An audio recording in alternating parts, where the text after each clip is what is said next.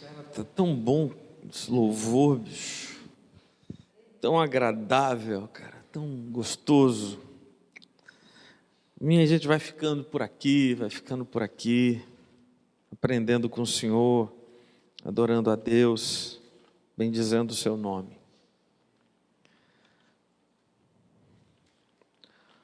Um dia, daqui a não muitos anos,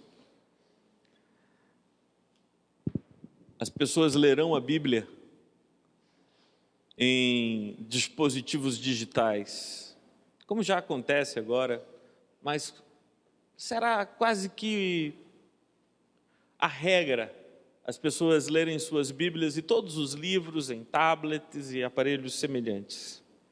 Quando esse tempo chegar, algumas páginas da Bíblia vão ser censuradas. Porque existem passagens bíblicas que não são censura livre. São barra pesada demais. Textos que estão na Escritura, que contam narrativas tão violentas, que eu não teria coragem de ler para meus filhos. Uma dessas passagens extremamente violentas, que eu não leria para meus filhos, quando eles eram crianças, é uma que se encontra no segundo livro dos reis de Israel, no capítulo 6. Lá se fala sobre um sítio em Samaria.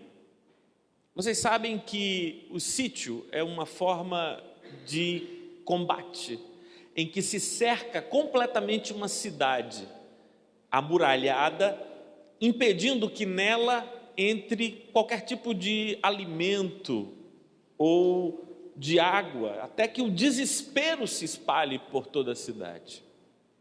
E foi exatamente isso que os sírios fizeram contra Israel, que tinha em Samaria uma das cidades mais importantes. E foi tamanho o desespero que eles começaram a vender por uma fortuna uma cabeça de jumento.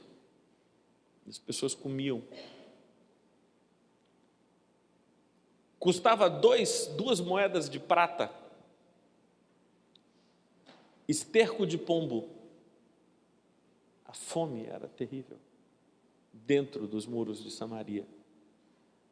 Mas o que é mais chocante é que um dia o rei está caminhando nas muralhas da cidade, vendo do lado de lá o exército sírio montado, armado, sem perspectivas de brechas e de fugas, ou de ingresso de alimento, de qualquer tipo de cereal ou de grãos que pudessem ajudar a vida. Ele estava caminhando na muralha e chegou uma mulher para se queixar com ele. Majestade, eu estou com um problema. Você sabe, os reis eram também juízes que decidiam conflitos interpessoais na antiguidade. E sabe o que aquela mulher disse?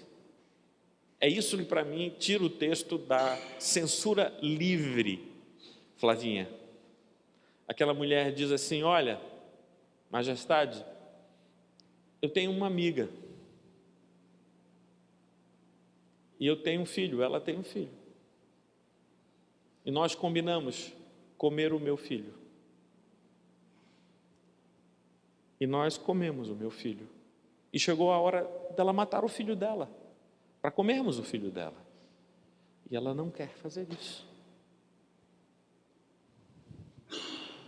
É censura livre esse texto?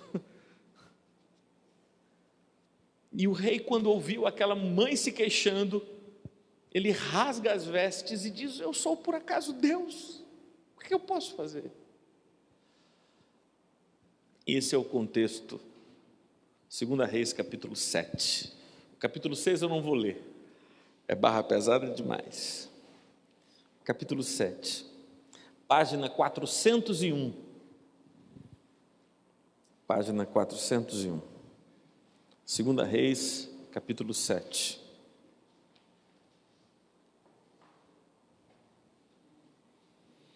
No meio disso, no meio do desespero, no meio da fome, no meio da angústia e da agonia, Eliseu traz essa profecia. Então disse Eliseu: ouvi a palavra do Senhor, assim diz o Senhor, amanhã, a estas horas mais ou menos, dar-se-á um alqueire de flor de farinha por um ciclo, e 2 de cevada por um ciclo, à porta de Samaria. Vejam, no capítulo 6, o desespero, a fome, não tinha comida, nada para comer.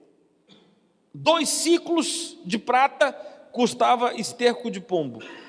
E a profecia de Eliseu é: amanhã, mais ou menos a esta hora, vai ter flor de farinha, vai ter cevada, aqui na porta de Samaria. Porém o capitão, a cujo braço o rei se apoiava, respondeu ao homem de Deus: ainda que o Senhor fizesse janelas no céu, poderia suceder isso? Disse o profeta: eis que tu verás com os teus olhos, porém disso não comerás. O texto continua no versículo 3: 4 homens leprosos estavam à entrada da porta, os quais disseram uns aos outros: para que estaremos nós aqui sentados até morrermos? Se dissermos, entremos na cidade, há fome na cidade, morreremos lá. Se ficarmos sentados aqui, também morreremos. Vamos, pois, agora e demos conosco no arraial dos Círios. Se nos deixarem viver, viveremos. Se nos matarem, tão somente morreremos. Levantaram-se ao anoitecer para se dirigirem ao arraial dos Círios. E tendo chegado à entrada do arraial, eis que não havia lá ninguém, porque o Senhor fizera ouvir no arraial dos Círios ruído de carros, de cavalos e o ruído de grande exército, de maneira que disseram uns aos outros: eis que o rei de Israel alugou contra nós os reis dos heteus, os reis dos egípcios, para virem contra nós. Pelo que se levantaram e, fugindo ao anoitecer, deixaram as suas tendas, os seus cavalos e os seus jumentos no arraial como estava, e fugiram para salvar a sua vida. Chegando, pois, aqueles leprosos à entrada do arraial, entraram numa tenda e comeram e beberam, tomaram dali prata e ouro e vestes, e se foram, e o esconderam, voltaram e entraram noutra tenda, dali também tomaram alguma coisa e a esconderam. Então disseram uns aos outros: não fazemos bem, este dia é dia de boas novas, e nós nos calamos. Se esperarmos até a luz da manhã, seremos tidos por culpados. Agora, pois, vamos e anunciemos à casa do rei. Vieram, pois, e bradaram aos porteiros da cidade, e lhe anunciaram, dizendo: fomos ao arraial dos Círios, e eis que lá não havia ninguém, voz de ninguém, mas somente cavalos e jumentos atados, e tendas como estavam. Então os porteiros gritaram, fazendo anunciar a nova no interior da casa do rei. Levantou-se o rei de noite e disse a seus servos: agora eu vos direi o que os sírios vos fizeram. Bem sabem eles que estamos esfaimados, por isso saíram do arraial e esconderam-se pelo campo, dizendo: quando saírem da cidade, então os tomaremos vivos e entraremos nela.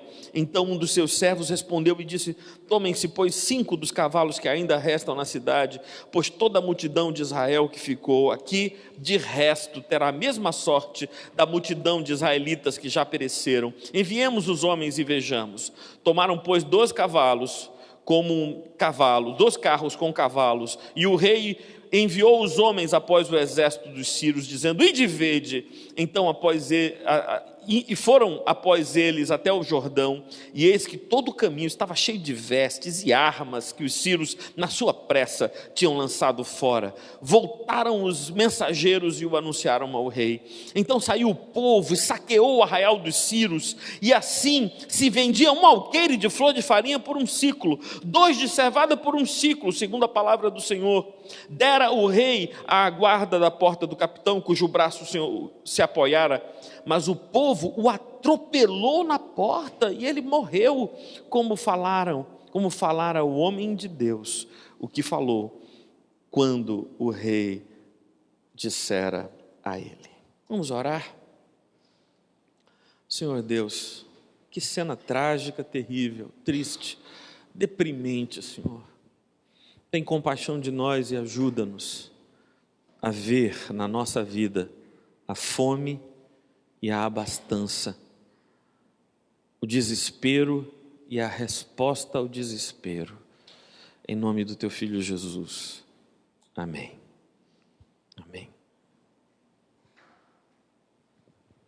A palavra absurdo é uma palavra de origem latina. É aquilo que não se pode ouvir, aquilo que é tão fora do senso, que é impossível imaginar uma coisa como aquilo. É exatamente o que parece a contração do prefixo ab, mais a raiz surdum, que é absurdo, é aquilo que ouvido não faz sentido, que é como se não se pudesse ouvir aquilo. No meio do desespero, da fome generalizada, da angústia em Israel, Eliseu, o profeta do Senhor, foi até a casa do rei e disse: em 24 horas tudo isso vai mudar. Em 24 horas, amanhã mais ou menos a esta hora, tudo vai ser diferente. E agora, não há comida, mas amanhã o trigo estará na promoção e vai se vender na feira cevada por um preço que até hoje ninguém viu, de tão barato que vai ser. O campeão do rei, ouvindo aquilo, e disse: esse profeta é doido, porque não chove cevada, não chove trigo, chove? Não chove, chove água, e raramente. Mas se Deus fizesse chover trigo e chover cevada, isso ainda assim não aconteceria. Eliseu escutou aquilo e disse: você vai ver, mas não vai comer. Sabe o que eu acho legal nesse texto, Renato? São os instrumentos de Deus. Os instrumentos de Deus.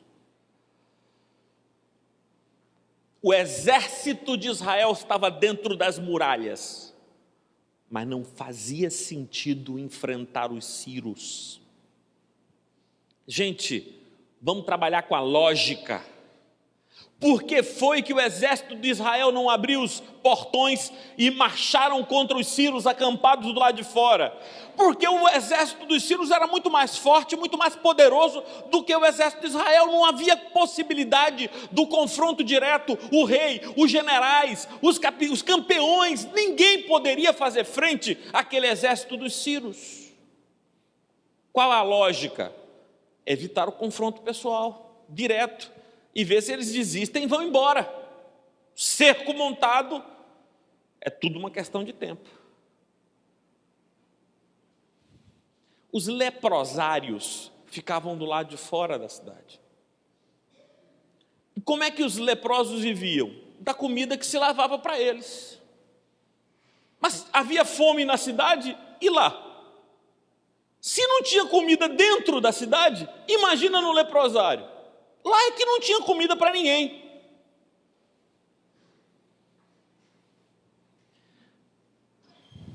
Aí, louvado seja Deus, é que aparece a lógica da coragem do absurdo. 4 homens leprosos, famintos, fracos, disseram: vamos para Samaria? Adianta o quê? Já está todo mundo morrendo de fome lá. O que é que a gente vai fazer? O texto na versão atualizada, que é a que vocês têm aí, não tem a força do texto na versão corrigida. Na versão corrigida o texto diz assim: levantemos e demos contra o arraial dos sírios. Levantemos e demos contra o arraial dos sírios. Porque se nos matarem, então somente morreremos. Porque morrer, a gente já vai morrer aqui. Se entrar na cidade, morre também. O que é que a gente vai fazer? Levantemos e demos contra o arraial dos sírios. E aí, Pedro, eu estou imaginando essa marcha. Porque aqui, Rubens, é um milagre do engenheiro de som dos céus. É um milagre de engenharia de som. Porque imagina o seguinte: o camarada está doente, tá certo? O cara que está doente já não anda muito animado. e faminto. Como é que anda o faminto, o leproso faminto?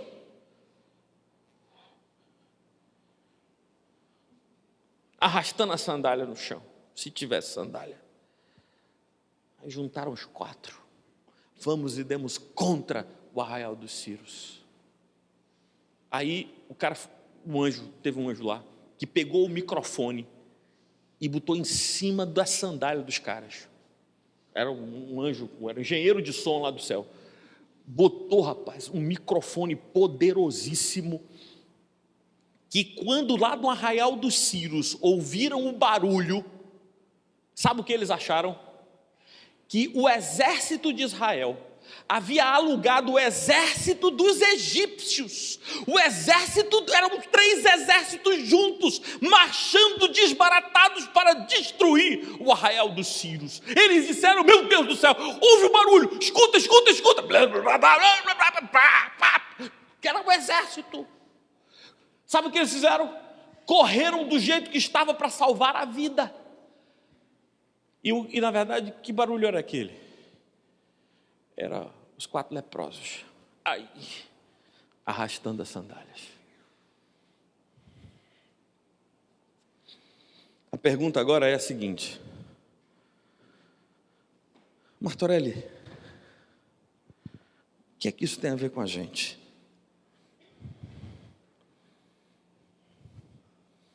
Acho que tem muito a ver com a gente. Em primeiro lugar,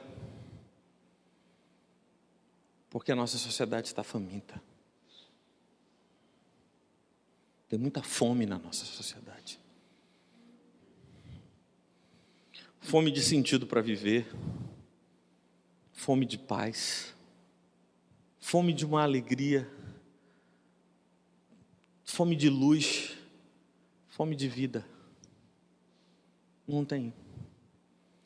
Alguém que já ouviu falar que os meninos na rua cheiram cola para esquecer a fome? Já ouviram falar disso? A nossa sociedade vive entupida de entretenimento para esquecer a fome de vida que há dentro delas. O entretenimento ininterrupto é uma forma de entorpecimento da consciência, para ver se a gente não se dá conta da vida sem vida que a gente vai levando. Vida sem vida, vida sem sentido, vida sem alegria, vida sem razão, vida sem luz, vida sem brilho, vida sem paz. E a gente vai se entupindo de entretenimento e de diversão e de estruturas alienantes, e tem que pensar em outra coisa, e tem que ir para algum lugar fora da gente, porque o torpor do entretenimento é o único meio de tornar suportável essa vida vazia. E sabe o que é que todo mundo diz? O que é senso comum? Não tem nada para fazer. O que a gente pode fazer? A vida é assim mesmo. Parece aquela multidão dentro dos muros de Samaria, dizendo: mas o que a gente vai fazer?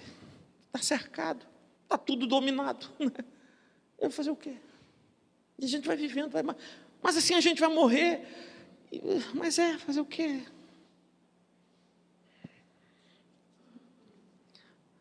Essa vida vazia, essa vida sem motivos, essa vida sem propósito e sem propósitos.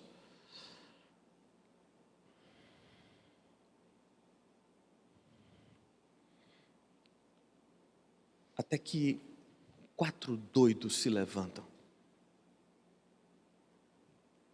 e seguem o caminho do absurdo, da insensatez, da loucura.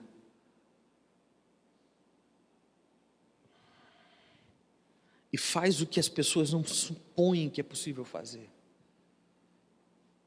Que dá nó na cabeça dos sensatos. Eles se levantam e dão contra o arraial dos Círios. Na certeza de que se morrerem, só vão morrer. Mas se viverem, vão viver. Deus usa aquilo como mote para o milagre.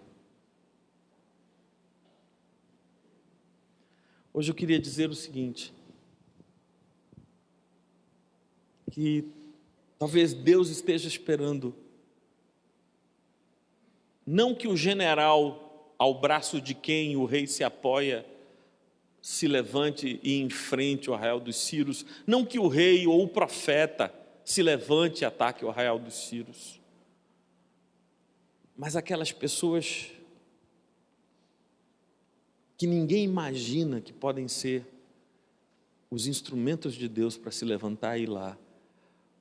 As pessoas improváveis fazendo o improvável sendo usado por Deus.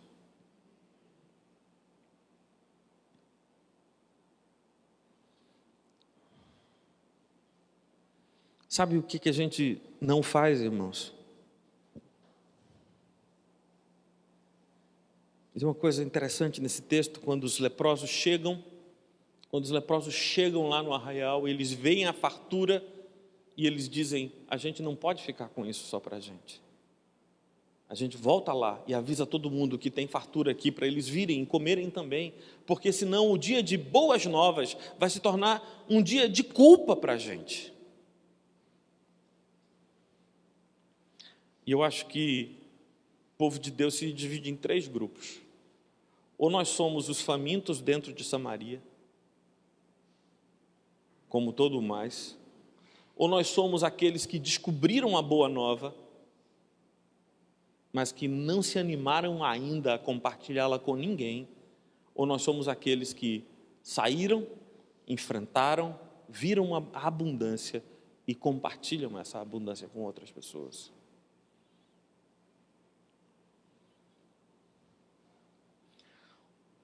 Mas antes de compartilhar a abundância, a gente tem que encontrá-la. E ela está lá.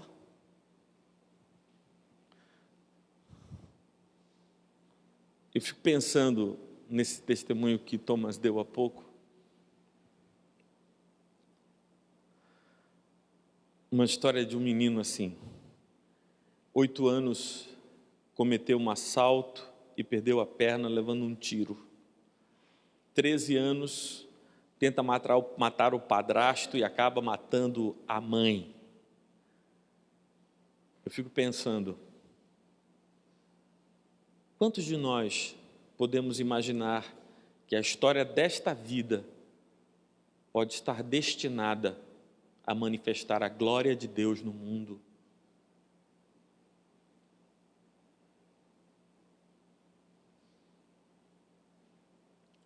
É porque a gente faz as causas e efeitos, a lógica da causa e efeito, sabe? Isso não pode dar coisa boa, isso. E aí a gente não acredita que pode dar, e todo mundo é sensato, é razoável. Onde estão os loucos partindo contra o arraial dos Círios, entregando-se ao Senhor? Me dá uma agonia quando eu canto essas canções que dizem, Senhor, Tu és tudo para mim, Senhor, eu sou Teu.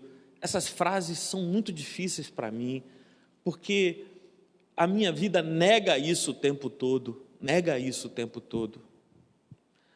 Eu preguei uma mensagem há coisa de 4 meses atrás, e praticamente todos os dias eu penso nisso. Uma mensagem sobre o jovem rico, em que o que está posto é o seguinte: de um lado eu te dou a escolha, você fica com Deus ou fica com tudo o que você tem? Você sabe que o que você tem é bom, mas Deus é maior. No final da história, a frase que está na minha cabeça, que eu pronunciei nesse sermão pregado há uns 4 meses atrás, que é a síntese de nossas vidas, da minha vida e de minha contradição, é esta, João: Deus é pouco. Vou repetir: Deus é pouco. Quando é que eu digo que Deus é pouco? Eu digo que Deus é pouco quando achar que ter só Ele não me basta.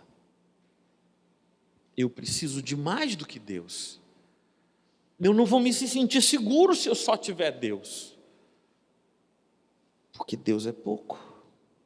Veja que absurdo. E eu, Deus, Tu és tudo para mim, Senhor. Tu não és pouco, Tu és tudo que eu preciso, tudo que eu necessito. Mas a minha vida fica insistindo, dizendo que Deus é pouco, Deus é pouco.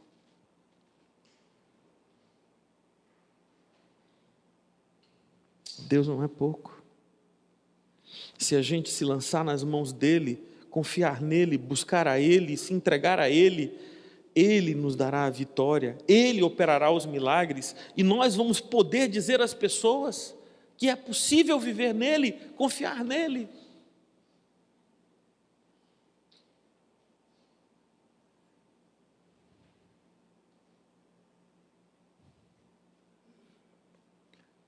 O final da história é aquela em que, depois que a multidão faminta dentro de Samaria descobriu que havia abundância, eles saíram para buscar alimento e acabaram atropelando aquele homem que morreu no dia em que a promessa de Deus se cumpriu, mas ele não provou dela, porque não creu.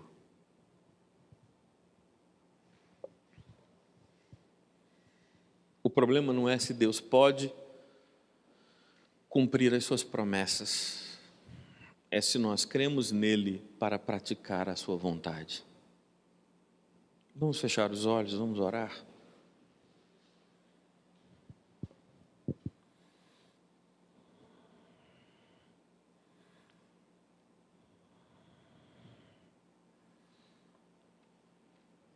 Queria convidar você, meu irmão, minha irmã, a se voltar para Deus hoje, para dizer a Ele que você tem andado à procura da felicidade, da alegria e da paz, mas só tem encontrado torpor, alienação, engano. É exatamente por isso que você tem tempo e dedica horas e horas e horas aos entretenimentos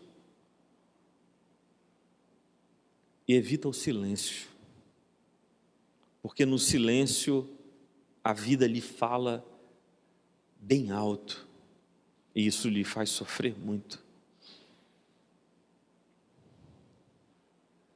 Muda isso, meu irmão, muda isso, minha irmã. Vamos nos levantar fracos, como os leprosos de Samaria, vamos enfrentar a vida, entregues a Deus para a vida e para a morte, porque o Senhor é poderoso para dar a vitória àqueles que se entregam nas suas mãos.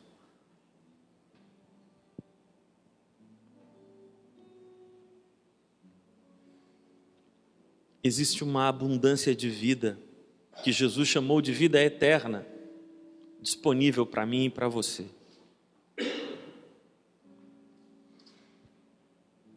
Mas a gente tem que se levantar e enfrentar.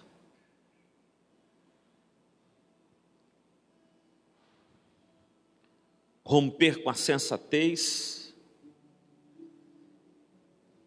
romper com a escravidão do bom senso, dos esquemas prontos e pré-fabricados do que faz sentido e do que não faz sentido, se levantar para fazer o absurdo,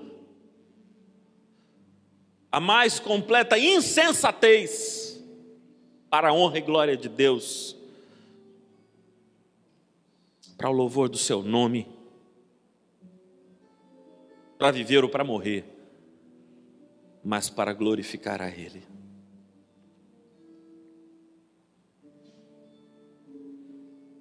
Senhor Deus, não queremos ser mais somente ouvintes, mas praticantes da Tua palavra. Queremos, Senhor, Te ter como nosso tudo, Te entender como suficiente para as nossas vidas.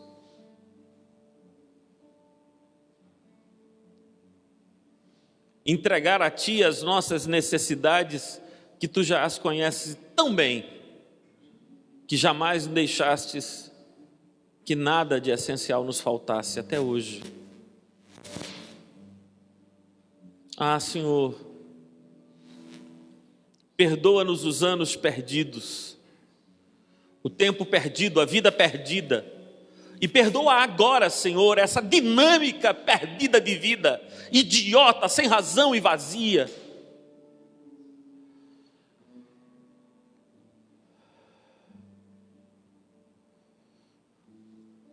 Improdutiva para o reino e para a vida. Ah, Senhor, toma as nossas sandálias, arrastadas e famintas de vida, se arrastando pelas estradas, pela poeira, e faze de nós o que te aprouver, Senhor, pois não vamos ficar mais sentados, esperando a morte chegar. Queremos enfrentar aquilo que está posto aí, Senhor, com coragem simples. Ajuda-nos, Senhor, e socorre-nos. Em nome do Teu Filho Jesus, o insensato dos insensatos. Amém.